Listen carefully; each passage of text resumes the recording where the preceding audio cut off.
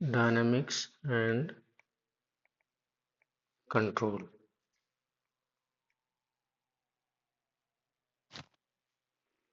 This is lecture 1.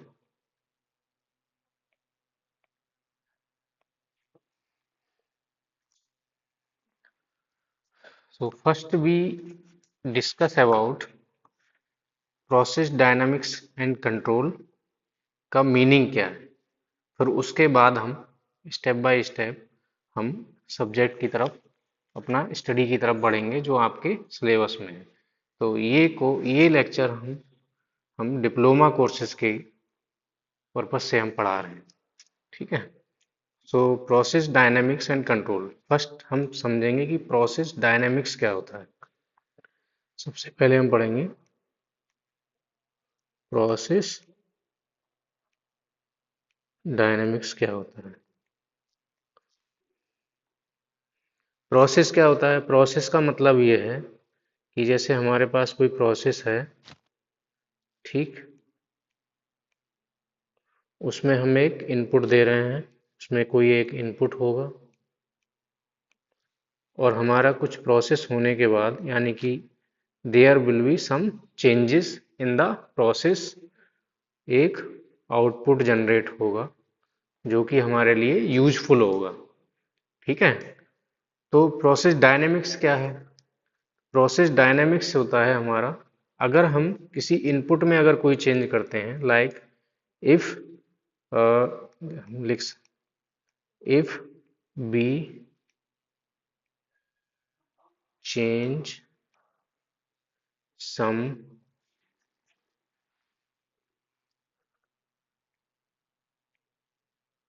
change in input, then how much change will happen in the output। तो dynamics में हम क्या कर सकते हैं? प्रोसेस डायनेमिक्स में अगर प्रोसेस के इनपुट में अगर हम कुछ चेंज कर रहे हैं तो उसके आउटपुट में क्या चेंजेस होंगे, तो इसकी स्टडी को हम बोलते हैं प्रोसेस डायनेमिक्स। प्रोसेस डायनेमिक्स यानी कि प्रोसेस में कैसे कैसे अगर हम इनपुट में कोई चेंज कर रहे हैं तो उसी के हिसाब से आउटपुट हमारा कैसे चेंज हो रहा है। अगर मान लो हम इनपुट में कुछ इनपुट को हम इंक्रीज कर रहे हैं तो आउटपुट इंक्रीज कर रहा है या डिक्रीज कर रहा है, क्या उसमें फ्लक्चुएशन कर रहे हैं, वो डायरेक्टली प्रोपोर्शनल है आउटपुट के कि नहीं है, इनपुट जैसे इनपुट के डायरेक्टली प्रोपोर्शनल आउटपुट है कि नहीं है। जैसे मान लिया हमने इनपुट में कुछ चेंज किया लेकिन आउटपुट में हमारा उस प्रोपोर्शन में चेंजेस जो है नहीं हुए, तो हमें ये सब स्टडी करना है, तो इसकी डायनेमिक्स को समझो। ठीक है। इसका डेफिनेशन हमारा क्या है? डेफिनेशन क्या है?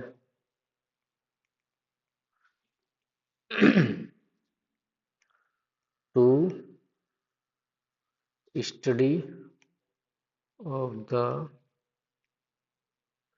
Change in the output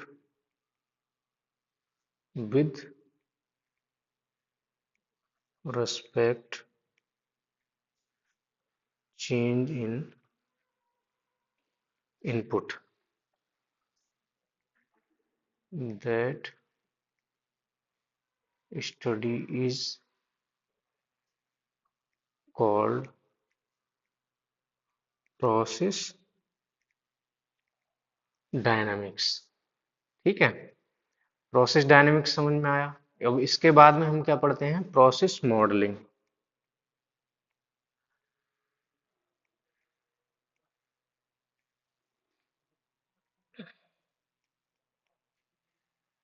process modelling,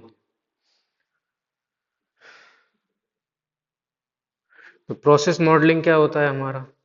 तो जो हमने प्रोसेस लिया था, हम कह सकते हैं जैसे हमने एक प्रोसेस बनाया, हमारे पास एक प्रोसेस है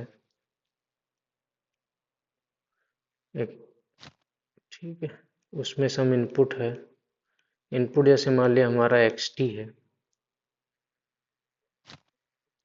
उसका एक समथिंग आउटपुट होगा। आउटपुट हमने मान लिया क्या है, वाई टी। ठीक है, तो प्रोसेस मॉडलिंग क्या है हमारा, आउटपुट। वो ये आउटपुट जनरेट हो गया, तो इसको हमने क्या किया,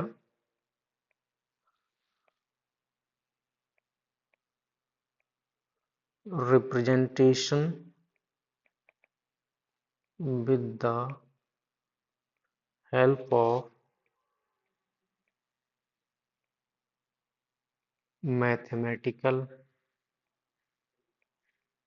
इक्वेशंस इज कॉल्ड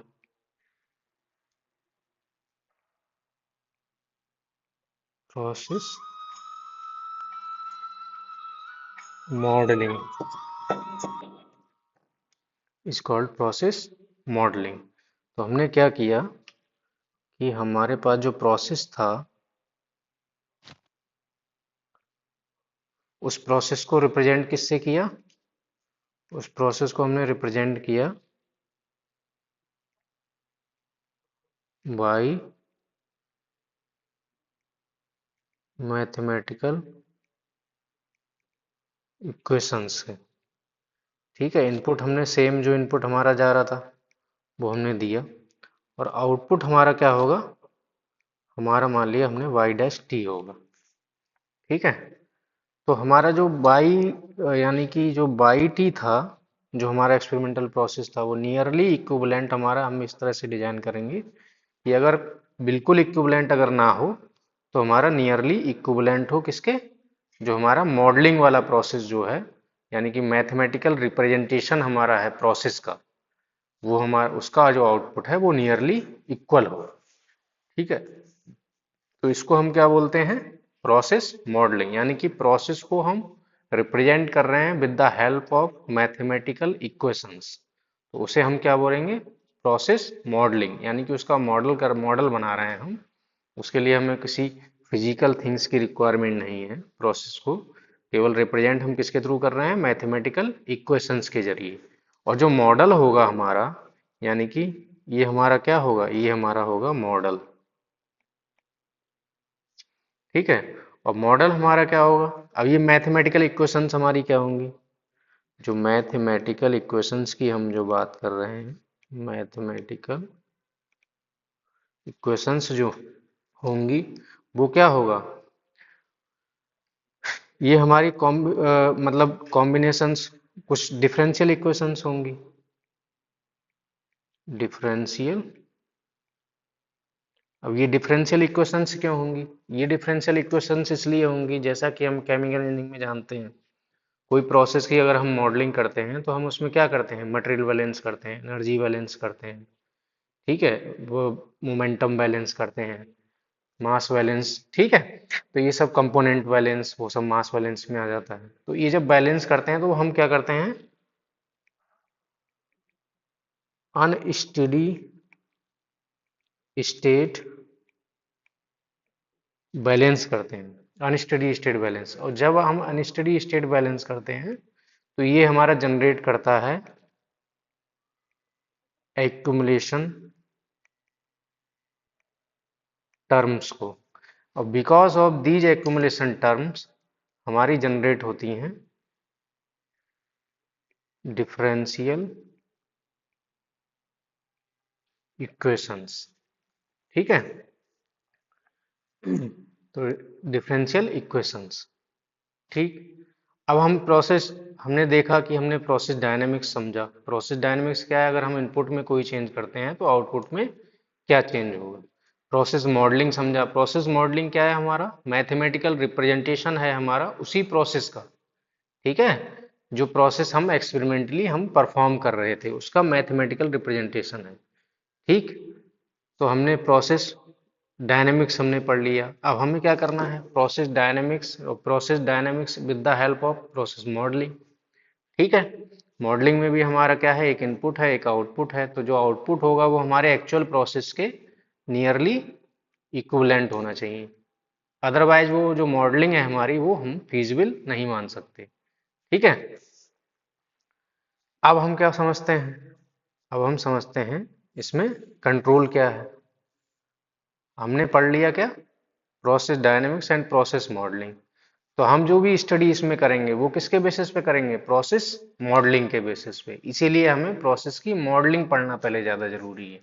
फिर हमें ये समझना ज़्यादा जरूरी है कि हम प्रोसेस मॉडलिंग जो पढ़ रहे हैं हम, उसमें हमारी कुछ डिफरेंशियल इक्वेशंस जनरेट होंगी। ठीक है, अब इन इक्वेशंस में जैसा कि हम इसमें डायनेमिक्स हमने समझा कि हमें स्टडी क्या करना है कि अगर हम इनपुट में कोई चेंज करते हैं तो आउटपुट में क्या चेंजेस होंगे। ठीक है, तो सिमिलरली हमारे पास जनरेट, जब हम मॉडलिंग करेंगे जनरेट क्या होंगी? डिफरेंशियल इक्वेशन जनरेट होंगी। ठीक है, तो जनरेट जब डिफरेंशियल इक्वेशंस हमारे पास होंगी उसमें हम सब इनपुट में कुछ चेंजेस करके उसमें रखेंगे। रखने के बाद हम उसमें आउटपुट कैलकुलेट करेंगे, यानी कि आउटपुट का रिस्पॉन्स कैसा होगा ये हमें पता लगाना पड़ेगा।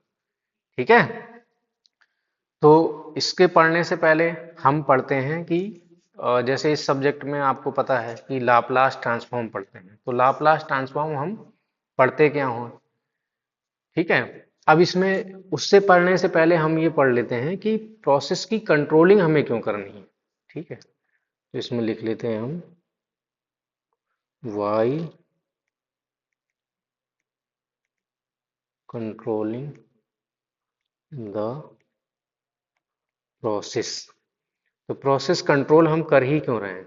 अब मेनली क्या है, जैसे मान लो हमारे पास कोई मतलब प्रोसेस है, उसको हमें कंट्रोल करना है। ठीक है, तो कंट्रोल हम कर क्यों रहे हैं? सबसे पहले पहला पॉइंट हमारा क्या है? To enhance the process safety. दूसरा हमारा पॉइंट क्या है? Sufficient sufficient and efficient use of raw material. तो रॉ मटेरियल हमारा क्या होता है? यानी कि जो इनपुट दे रहे हैं हम, जो प्रोडक्ट बनाने के लिए हम इनपुट जो यूज कर रहे हैं, यानी मटेरियल जो यूज कर रहे हैं, उसको हम क्या बोलते हैं? रॉ मटेरियल बोलते हैं। ठीक, तीसरा हमारा पॉइंट क्या बोल सकते हैं? To increase the profitability. तो हम प्रॉफिट को इंक्रीज करने के लिए, अब ये हम हो कैसे रहा है? प्रोसेस सेफ्टी की वजह से हम कह रहे हैं to enhance the process safety. अब जैसे मान लो कोई फर्नेस वगैरह है, हाई टेम्परेचर होता है, या फिर हमारा बॉयलर वगैरह है, वहाँ भी बहुत हाई टेम्परेचर हमारी स्टीम्स वगैरह जनरेट होती हैं। तो उसमें अगर उसको अगर कंट्रोल करने के लिए हमें एक कोई पर्सन को वहाँ रखना पड़ेगा, यानी कि कोई ऑपरेटर वहाँ पे रहेगा, तो उसको हार्मफुल होगा उस इन्वायरमेंट में रहना। और दूसरी तरफ हम प्रोसेस को ऑटोमेटिकली कंट्रोल कर सकते हैं on the basis of these modelling equations and process control के बेसिस पे। तो हम उसमें प्रोसेस की सेफ्टी को हम मतलब ह्यूमन सेफ्टी को इंक्रीज कर पाएंगे। प्रोसेस ह्यूमन सेफ्टी की बात वो होगी। दूसरी चीज, जैसे प्रोसेस में हम कंट्रोल और अच्छे से कर पाएंगे, क्योंकि ह्यूमन एरर जो है वो हमारा उतना सेफ प्रोसेस नहीं होने देगा। ठीक है, ये हो गया। अब इसके बाद हम क्या पढ़ते हैं? इसके बाद हम समझते हैं कि लाप्लास, आपने जानते हैं जैसे इस सब्जेक्ट में लाप्लास ट्रांसफॉर्म पढ़ा जाता है, तो लाप्लास ट्रांसफॉर्म क्यों पढ़ते हैं? लाप्लास ट्रांसफॉर्म क्यों? वाई। ठीक है, हम लाप्लास ट्रांसफॉर्म इस सब्जेक्ट में क्यों पढ़ते हैं? ठीक है, अब इसमें इसके बारे में हम समझते हैं। तो पहले हमने क्या पढ़ा था, जैसे मान लो प्रोसेस,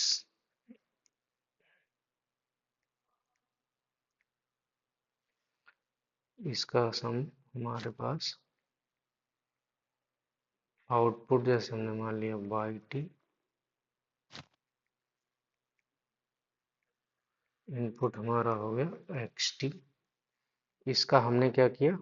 मॉडल बनाया।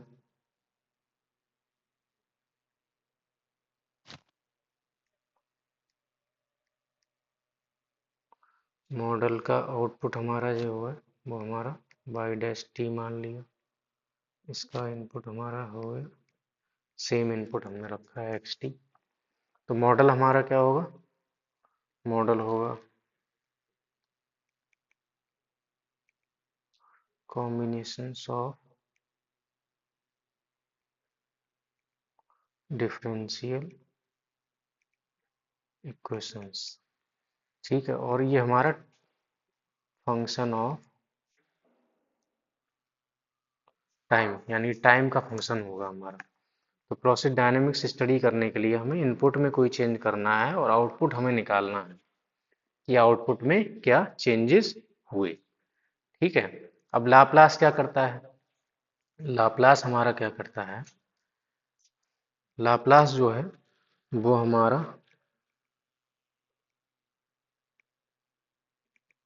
टाइम डोमेन को ले जाता है किसमें?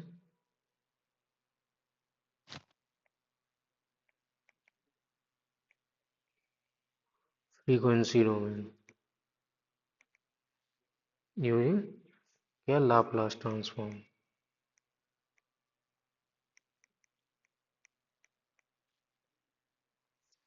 ठीक है।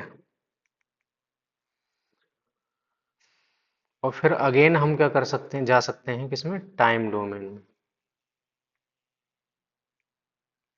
Using inverse Laplace. तो ये हमारा लाप्लास का पहला पॉइंट हो गया, लाप्लास यूज करने का। ठीक है, ये तो लाप्लास जो है वो करता है। हम अब हम ये देख रहे हैं कि हम यूज यूज क्यों करते हैं। अब जैसा कि हमने बताया कि डिफरेंशियल इक्वेशंस हमारी जनरेट हो रही हैं, तो डिफरेंशियल इक्वेशन जैसे हमने मान लो फर्स्ट ऑर्डर हमारी डिफरेंशियल इक्वेशन है,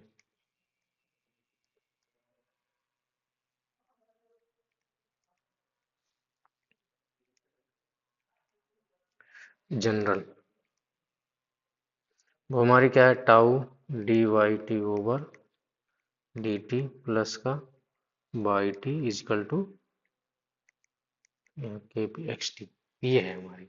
अब इसमें एक्स टी हमारा क्या है? ये हमारा इनपुट फंक्शन है, और जिसमें वाई टी जो है हमारा वो आउटपुट फंक्शन है। ठीक है। तो हमें करना क्या है? स्टडी करना है डायनेमिक्स। तो जब हम डायनेमिक्स स्टडी कर रहे हैं तो हमें इनपुट में वी चेंज इन, यानी कि इनपुट, और हमें फाइंड आउट क्या करना है? व्हाट चेंज विल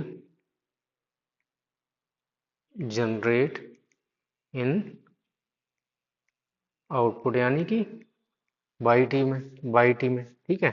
तो बाई टी में क्या चेंज होगा अगर हम इनपुट में कुछ चेंज करते हैं? ठीक है, तो ये हमें पता करना है। तो जैसा कि आप देख पा रहे हैं कि ये है डिफरेंशियल इक्वेशन। तो डिफरेंशियल इक्वेशन अगर हम एक्स टी में कुछ चेंज करेंगे फिर हमें बाई टी कैलकुलेट करना पड़ेगा, तो डिफरेंशियल इक्वेशन से हमें बाई टी को कैलकुलेट करने में बहुत डिफिकल्टी होगी। ठीक है, डिफरेंशियल इक्वेशन को बाई टी कैलकुलेट करने में बहुत डिफिकल्टी होगी। तो लाप्लास ट्रांसफॉर्म हमारा क्या करता है? लाप्लास ट्रांसफॉर्म हमारा क्या करता है? लाप्लास ट्रांसफॉर्म करता है, ये हमारी जो डिफरेंशियल इक्वेशन है, दिस डिफरेंशियल इक्वेशन को लीनियर और अलजेब्रिक इक्वेशंस में कन्वर्ट कर देता है। ठीक है, तो हम ये लिख देते हैं, with the help of Laplace transformation we can convert the differential equations into the algebraic और लीनियर इक्वेशंस। तो जब लाप्लास ट्रांसफॉर्म हमारा क्या कर रहा है, इस डिफरेंशियल इक्वेशन को कन्वर्ट कर दे रहा है किसमें? लीनियर और अलजेब्रिक इक्वेशंस में। तो जब ये लीनियर और अलजेब्रिक इक्वेशंस में कन्वर्ट कर देगा तो हमें इसको इजीली सॉल्व सॉल्व कर सकते हैं, हम इजीली इसको सॉल्व कर सकते हैं। ठीक है, नेक्स्ट हमारा पॉइंट क्या है? तीसरा हमारा है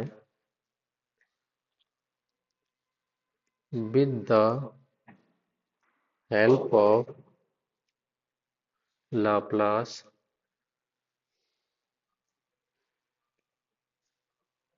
transformation we can convert any equation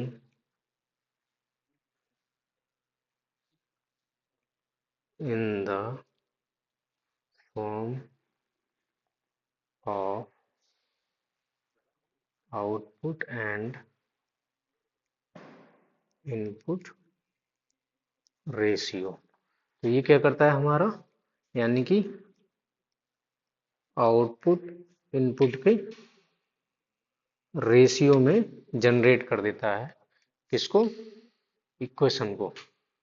यानी कि जो डिफरेंशियल इक्वेशन थी वो हमारी लीनियर अलजेब्रिक इक्वेशन में कन्वर्ट करके आउटपुट इनपुट के रेशियो में हमारा निकाल के दे देता है लाप्लास ट्रांसफॉर्म। तो इससे हमें क्या कर सकते हैं, इजीली हम इनपुट में अगर कोई चेंज करेंगे तो इजीली कैलकुलेट आउटपुट हम इजीली कैलकुलेट कर सकते हैं। तो इसमें अगर हम कोई चेंज कर रहे हैं तो इसको हम इजीली कैलकुलेट कर सकते हैं। तो लाप्लास ट्रांसफॉर्म हमारा क्या कर रहा है, टाइम, यानी कि टाइम डोमेन को कन्वर्ट कर रहा है किसमें, फ्रीक्वेंसी डोमेन में। फ्रीक्वेंसी डोमेन को दोबारा टाइम डोमेन में करेगा अगर हम यहाँ लाप्लास और यहाँ पे क्या करेंगे, इनवर्स लाप्लास। ठीक है, तो हम क्या करेंगे, पहले इसका लाप्लास लेंगे, उसको फ्रीक्वेंसी डोमेन में लेके आएंगे, उसको कन्वर्ट कर लेंगे आउटपुट इनपुट के रेशियो में।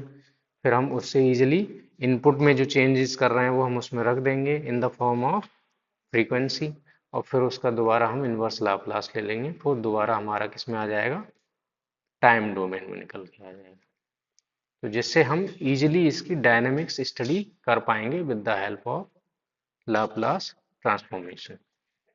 ठीक है, that's why we use Laplace transform in the process control system,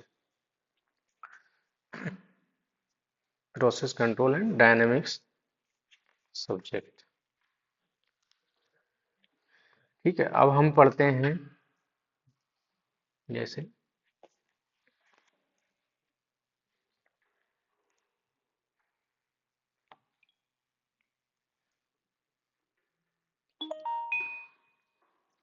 process control के।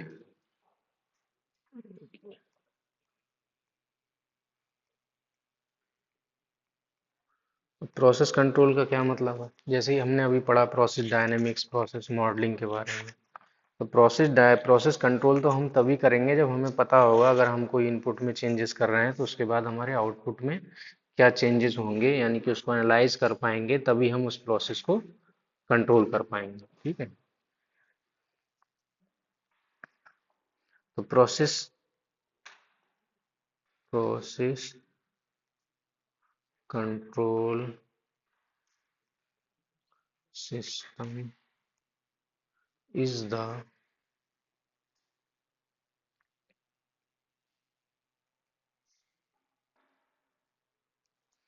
arrangement of physical components and devices connected to regulate the quantity of interest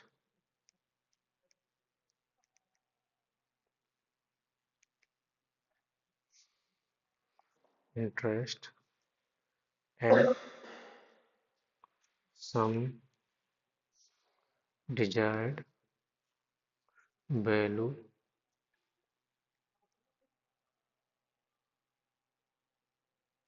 regardless of external influences. ठीक है। ठीक। इसलिए हम इसको प्रोसेस कंट्रोल का मतलब क्या है हमारा, कि हमें उसको कैसे हम कंट्रोल कर सकते हैं। ठीक है। और इसका ऑब्जेक्टिव ऑफ प्रोसेस कंट्रोल, हमारे ऑब्जेक्टिव हमने बता दिया। सेफ्टी को इन्हांस करना। ठीक है। रॉ मटेरियल को हम ऑप्टिमाइज करके यूज करना। एक क्वालिटी प्रोडक्ट बनाना हमें, जनरेट करना है हमें। तो इसको हम क्या बोलेंगे, इसका ऑब्जेक्टिव बोलेंगे। ऑब्जेक्टिव हमने ऊपर डिस्कस किया है। दीज आर द ऑब्जेक्टिव हो जाएंगे, हम कंट्रोल कर ही क्यों रहे हैं। ठीक है। अब इसके बाद हम क्या करते हैं, पढ़ते हैं जैसे मैं प्रोसेस कंट्रोल के बारे में। तो जो प्रोसेस कंट्रोल है वो दो तरह से होगा। एक तो हमारा हो जाएगा मैनुअल कंट्रोल,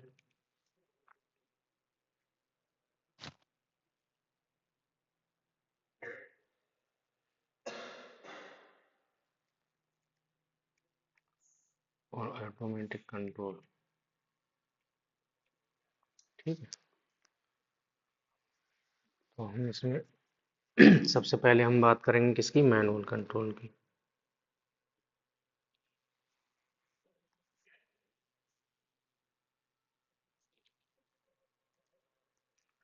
मैनुअल कंट्रोल,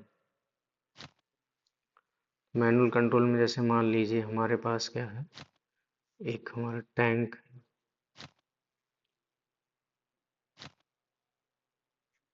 ठीक है।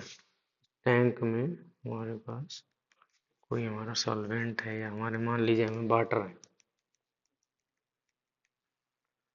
इसका ये इनपुट है। टेम्परेचर क्या है, Ti। आउटपुट का टेम्परेचर T, फ्लो रेट हमारा W हो गया, kg/सेकेंड। kg/सेकेंड मैंने मान लिया इसका इनपुट। इसमें एक हमारा एक एजिटेटर लगा है। ठीक है। और ये हमने एक लगा दिया इसमें मीजरिंग एलिमेंट। ये हमारा क्या है,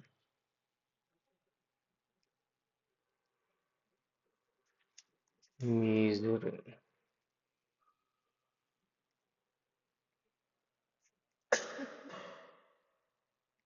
एलिमेंट। तो मेजरिंग एलिमेंट हमारा इसमें क्या हो सकता है, जैसे हम टेम्परेचर की बात कर रहे हैं, तो इसमें हमारा होगा थर्मोमीटर। तो यहाँ पे एक हम ऑपरेटर खड़ा कर देंगे। ठीक है। वो ऑपरेटर क्या करेगा, इसका रिक्वायर्ड टेम्परेचर हमारा क्या है, Tr। ये हमारा क्या हो जाएगा, सेट पॉइंट और रिक्वायर्ड टेम्परेचर। और यहाँ से टेम्परेचर क्या होगा, Tm। ये हमारा क्या हो जाएगा, मेजरिंग टेम्परेचर। ठीक है। तो हमारा ऑपरेटर क्या करेगा, टेम्परेचर मेजर करेगा, फिर कंपेयर करेगा किससे, टेम्परेचर को मेजर पर करेगा, फिर कंपेयर करेगा किससे, कंपेयर विद सेट पॉइंट। फिर उसी हिसाब से हम देखेंगे, इसमें हमें हमें एक हीटर ऐड कर दिया है हमने क्या, तो हीटर का स्विच जो है वो ऑन ऑफ, उसके अकॉर्डिंग वो कंपेयर करेगा और देखेगा कि हमारा टेम्परेचर अगर कम है तो हीटर को ऑन कर देगा, अगर ज़्यादा है तो हीटर को ऑफ कर देगा। तो ये हमारा क्या है, मैनुअल कंट्रोल है। ठीक है। तो मैनुअल कंट्रोल में हमें इस जो ऑपरेटर होगा इस पे फुल्ली डिपेंडेंट ऑन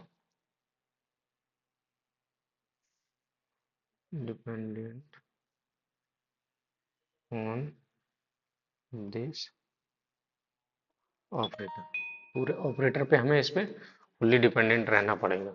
ठीक है। अब ये अगर बेसिक नीड्स के लिए इधर उधर जाएगा तो हमारा प्रोसेस जो है वो डिस्टर्ब होगा। तो हमें लिख सकते हैं process can be disturb by him. ठीक है, इसकी वजह से हमारा जो प्रोसेस जो है वो डिस्टर्ब हो सकता है। ठीक, तो प्रोसेस उतना हमारा ऑप्टिमम नहीं होगा इस केस में। अब हम बात करते हैं किसकी, ऑटोमेटिक कंट्रोल की। ऑटोमेटिक कंट्रोल में क्या होगा, हमने चलो एक डायग्राम हम बनाते हैं पहले।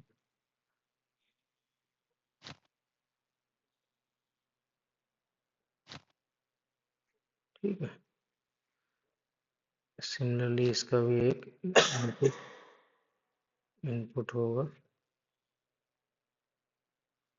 इसका टेम्परेचर टी आई, डब्ल्यू हमारा क्या है, केजी पर सेकंड फ्लो रेट है। आउटलेट टेम्परेचर हमारा टी हो जाएगा, डब्ल्यू फ्लो रेट आउटलेट हो जाएगा।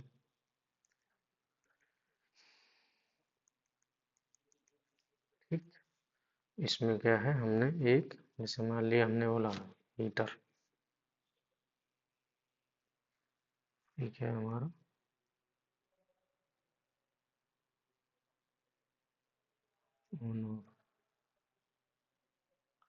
हीटर लगा दिया, और यहाँ पे हम एक मेजरिंग टेम्परेचर, ये हमारा क्या होगा, सिमिलरली मेजरिंग एलिमेंट लगाएंगे, वो हमारा क्या होगा इस केस में, थर्मोमीटर होगा। ठीक है, मेजरिंग एलिमेंट हमने लगाया, इस मेजरिंग एलिमेंट से हमारा टेम्परेचर यानी कि टीएम, तो हमारा टीएम क्या है, मेजरिंग टेम्परेचर होगा। ये कहाँ जाएगा हमारा,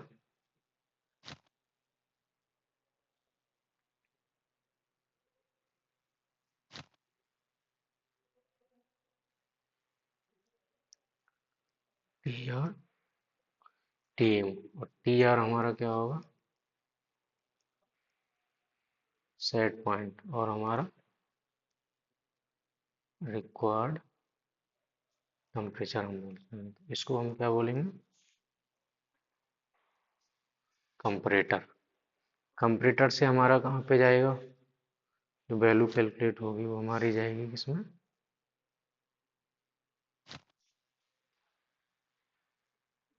कंट्रोलर में।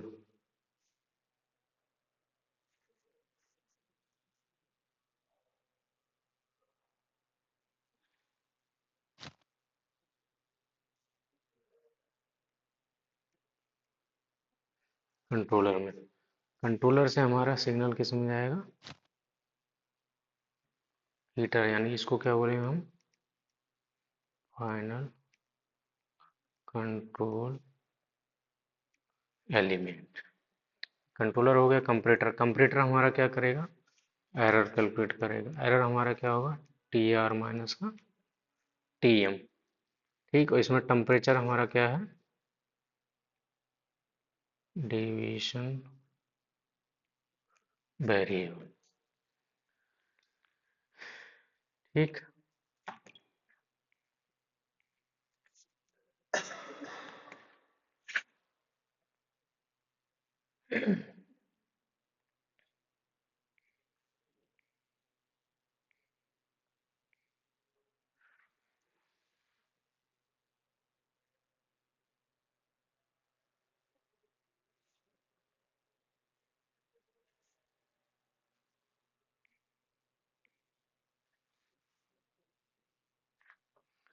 तो इसमें क्या होगा, इसमें हमारा ये इनपुट हो गया, ये हमारा इनपुट हो गया, इनपुट हमारा किस में जाएगा, ये हमारा प्रोसेस हो जाएगा।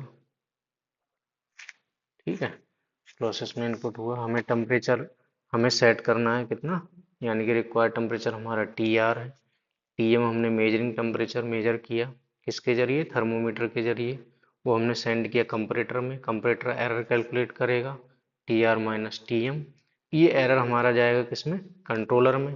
कंट्रोलर क्या करेगा, इस एरर के बेसिस पे हमें एक सिग्नल प्रोड्यूस करेगा।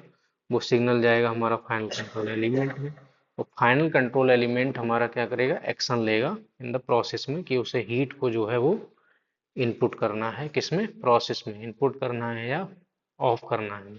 वो ऑन ऑफ उसके बेसिस पे हमारा होता रहेगा। यही प्रोसेस जो है हमारा कंटिन्यूअसली हमारा चलता रहेगा, और हमारा इजीली जो है वो प्रोसेस कंट्रोल हो जाएगा। यानी प्रोसेस कंट्रोल यानी कि जो टेम्परेचर हमारा जो डेविएशन वेरिएबल है वो हमारा इजीली जो है वो कंट्रोल हो जाएगा।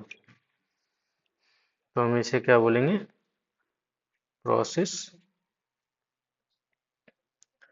Dynamics and control.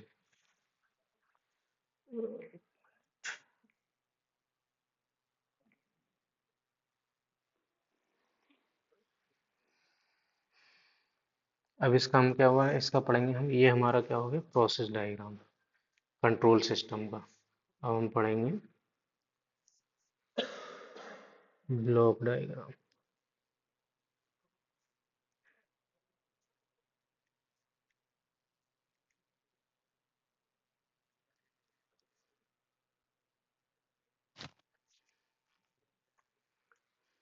तो यहाँ से हमारा क्या निकला, ये हमारा हो जाएगा टी आर, यानी कि सेट पॉइंट। सेट पॉइंट कहाँ जा रहा है, कंपरेटर में। कंपरेटर से कहाँ जा रहा है,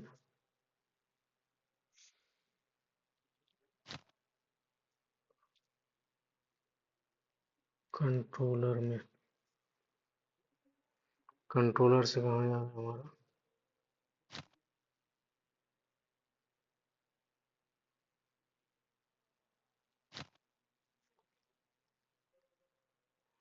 फाइनल कंट्रोल एलिमेंट में। फाइनल कंट्रोल एलिमेंट से कहाँ जा रहा है हमारा, एक यहाँ जंक्शन आ जाएगा, उसमें जाएगा किसमें, प्रोसेस में।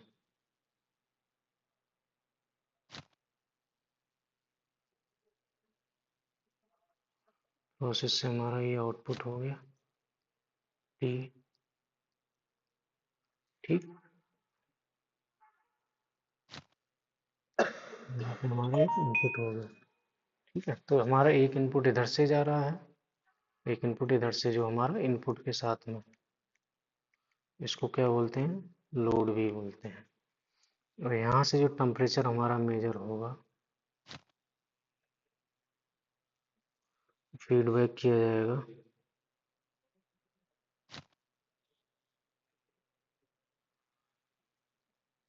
मेजरिंग एलिमेंट में।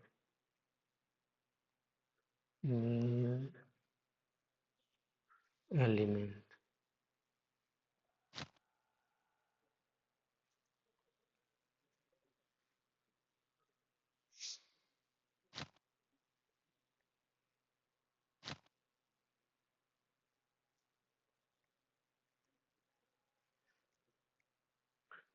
टी एम, यहाँ से कैलकुलेट हो जाएगा एरर टी। और error T is equal to हमारा क्या है, T R minus T M. ये होगा हमारा कंपरेटर। ये क्या हो गया इसका, ब्लॉक डायग्राम, ठीक है। टी आर हमारा सेट पॉइंट इधर से जा रहा है कंपरेटर में, यहाँ मेजरिंग एलिमेंट हमारा मेजरिंग टेम्परेचर आ रहा है कंपरेटर में। कंपरेटर हमारा एरर कैलकुलेट कर रहा है, एरर कैलकुलेट होकर कंट्रोलर में जा रही है, कंट्रोलर से एक्शन भेज रहा है फाइनल कंट्रोल एलिमेंट के लिए। फाइनल कंट्रोल एलिमेंट से इनपुट हमारा प्रोसेस में जा रहा है, यानी कि जो भी हमारी हीट इनपुट की जाएगी। और एक इनपुट हमारा इनपुट से यानी कि लोड से आ रहा है टी आई, वहाँ से भी हमारा some amount of heat input हो रही है, और फिर हमारा आउटपुट वेरिएबल निकले। ये इसका प्रोसेस कंट्रोल का हमारा क्या है, block block diagram. Control system का ब्लॉक डायग्राम हमारा ये हो गया, ठीक है। इसके बाद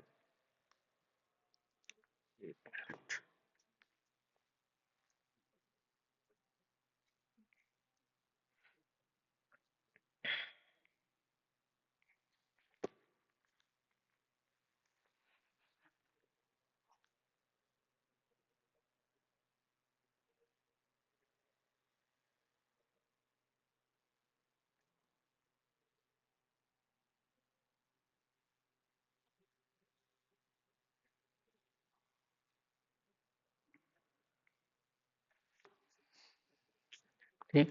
तो ये लेक्चर हम यहाँ एंड करते हैं।